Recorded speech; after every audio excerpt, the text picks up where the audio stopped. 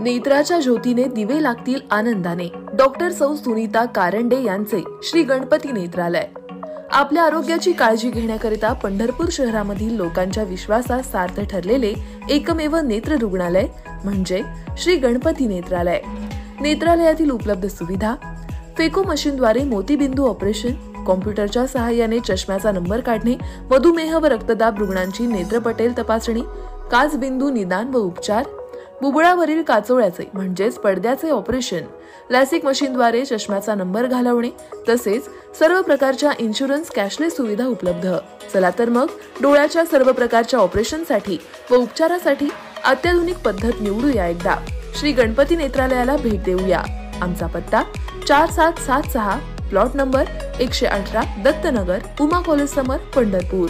संपर्क 021862299890 किंवा 7020889631.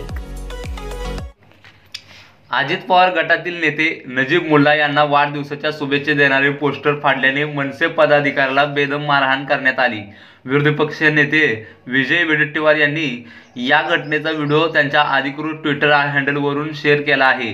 तसेच या व्हिडिओवरून त्याने राज्य सरकारवर टीकास्त्र सोडले आहे. विजय वडेट्टीवारांनी शेअर केलेल्या व्हिडिओमध्ये 4 जण एका व्यक्तीला लाथाबुक्क्यांनी मारहाण करताना दिसत आहे. या मारहाणीत या संबंधित व्यक्तीचे कपडे फाडले जात आहेत. मारहाणीत करणाऱ्यापैकी एक व्यक्ती त्याला मोबाईलच्या कॅमेऱ्यातून बघून माफी मागायला लावत आहे.